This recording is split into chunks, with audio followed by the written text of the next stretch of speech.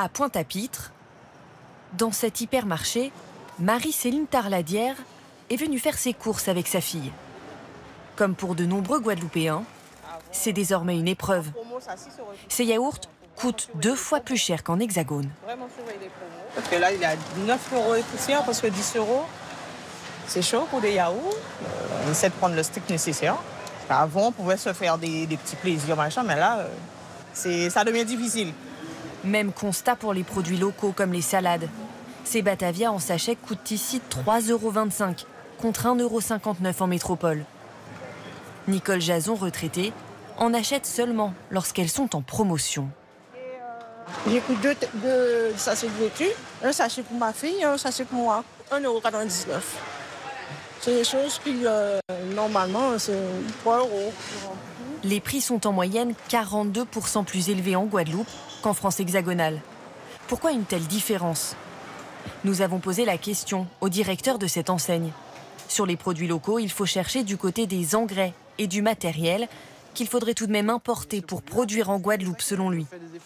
Et pour la majorité des autres produits importés... Ce qui explique les écarts de prix, c'est la distance entre notre fournisseur, qui est l'Hexagone, et nous. Il faut transporter la marchandise, il faut payer des taxes à l'import et il faut les vendre. Et cette distance explique à elle seule l'essentiel de l'écart de prix. Le sujet de la vie chère est particulièrement sensible ici. La direction se fait même interpeller lors de notre échange par une cliente. C'est pas normal. C'est pas normal. Si on peut payer les médicaments au même prix, si on peut payer les vêtements au même prix, on peut payer la nourriture un peu moins cher.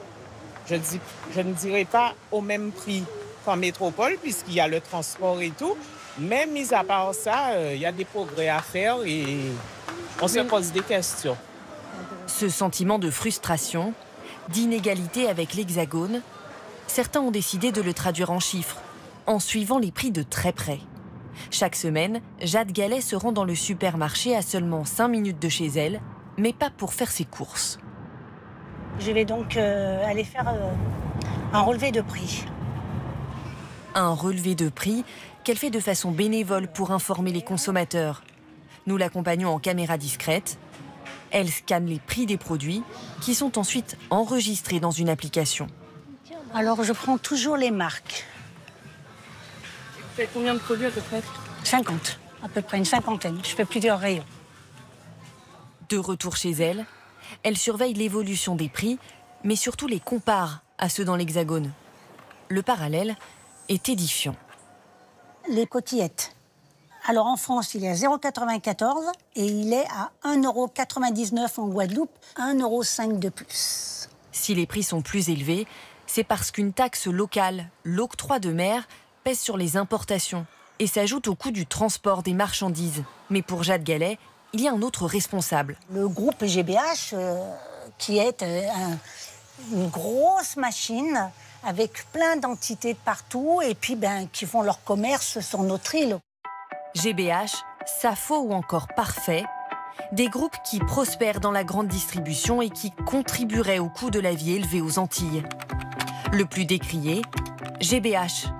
À sa tête, une famille discrète. Bernard Ayotte et son fils Stéphane. C'est à eux qu'on doit la présence en Guadeloupe des magasins Monsieur Bricolage, Décathlon et de certains carrefours. Un groupe omniprésent, au fonctionnement gardé très secret.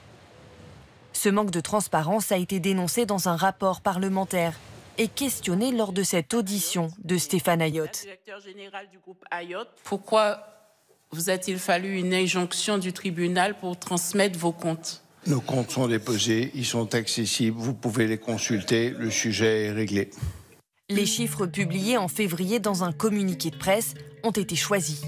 On y trouve les bénéfices notamment. 228 millions d'euros en 2023, mais uniquement sur l'ensemble du groupe. Aucun détail sur le bénéfice de chaque filiale. Or, GBH, c'est une myriade de sociétés qui interviendraient dans une grande partie de la chaîne de distribution. Transport, stockage, logistique. Une opacité que dénonce cet élu. Il faut qu'on puisse voir clairement comment on constitue les prix. Et voir, disons, tout ce bénéfice-là, il va où? Et s'il y en avait, que ça puisse profiter aussi à nos populations. Alors le groupe pourrait-il réduire ses marges? Nous retournons interroger le directeur de cette enseigne, qui représente aussi le groupe GBH en Guadeloupe. Notre résultat est conforme à un résultat national. Et entre 2 et 4%, enfin c'est à peu près ça. Si on baisse de 4%, pensez-vous que ça va changer? Vous ne pouvez pas faire un effort. Vous m'avez déjà posé cette question. Les efforts, on les fait tous les jours. Le prix est notre métier. Depuis le 1er mars dernier, l'État a imposé que plus de 3000 produits de grande consommation soient exonérés de TVA en Guadeloupe. Une baisse de quelques centimes sur le beurre ou le thon en boîte, par exemple.